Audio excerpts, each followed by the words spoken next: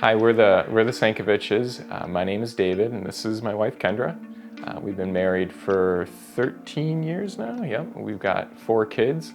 I work for a company called Pro Football Focus, so it's a sports data analytics company. So I work from home. Even before all the pandemic stuff, I was working from home. We sell data to college and NFL teams, so a lot of times I'll be traveling to the different universities or NFL teams to train their team staff on using our data. And I'm your Connections and Adult Ministries coordinator here at Westgate Chapel, which means that I get to help people get connected, whether they're new at the church and want to learn more about Westgate, getting people involved in serving, using their spiritual gifts, and getting people connected to life groups and all the classes, adult ministry stuff. And so it's my pleasure to serve you here at Westgate. We started coming to Westgate back in October of last year. Was it October? Yeah. So that was right around the time that Unfinished was really starting to get presented as a big initiative that was going on at Westgate. So it kind of coincided really at a good time in our life when we were starting new, and it's kind of what's happened with Westgate was kind of this new direction. I was just really impressed with how Westgate has made this like something that we really need to delve into more and go down deeper with it, and keep saying how it's not about the money, how we need a certain goal, that even if all this money was donated, like we're not going to stop because we want everyone to participate. This is about surrendering all of your heart to the Lord in every aspect of your life. And so I was on board with that, but it was something new for me, like, oh, okay.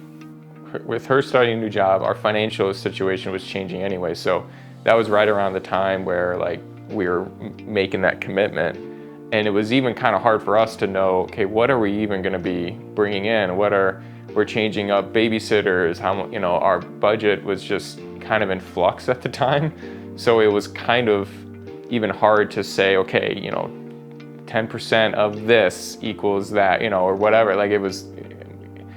And my job, raises were happening and different things. So like I was just unsure. We were unsure what our income situation was going to be, and so even that commitment that we made was a step of faith in a way that we weren't even sure exactly what we should or what we wanted to give, but we prayed about it and we came up with a number, and I think we were just like, all right, let's just do it, and we'll trust that it's the right number.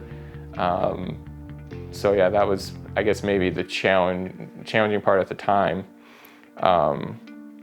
And now I guess looking back, it was the right number, so there were definitely some months that are harder than others.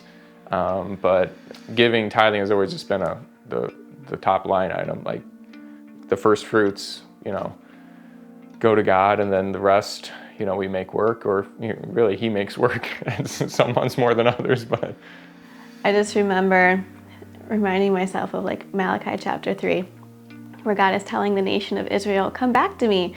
And Israel's saying, what do you mean we haven't left? And he's like, yeah, you need to repent. And they're like, why? And he says, because you're robbing me. And they're like, what are you talking about?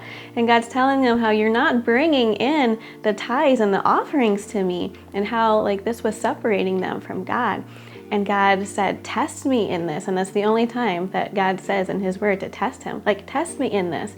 If you will do this giving, then I will pour out the heavens and bless you. And that doesn't always mean financial, but he'll pour out his blessings on his people. And I was like, okay, God, this is not only a heart issue, but like you're asking me to trust you. You're asking me to give you a chance to prove yourself. And so like, okay, God, I'm going to do this. Like writing the checks, sometimes inside you're like, ugh, but it's like, I'm trusting you, God. Like I'm surrendering this to you, and I'm trusting you that you're going to be faithful to your word. And so it's been really encouraging to see like God doing that. And like, I'll get excited about little things like, David, like we're saving so much money on this now, or this finally went through. And he's like, well, yeah, what did you expect? And but I'm like, this is so exciting. Like God's proving himself. Just try it. Like give God a chance to prove himself. Don't be fearful. Pray and ask God for a number. Like don't try to do like a certain percent, like, oh, I have to do 10%. If you're not at 10%, that's okay. Start with whatever God's asking you to do and just give him a shot. Let him show himself to you.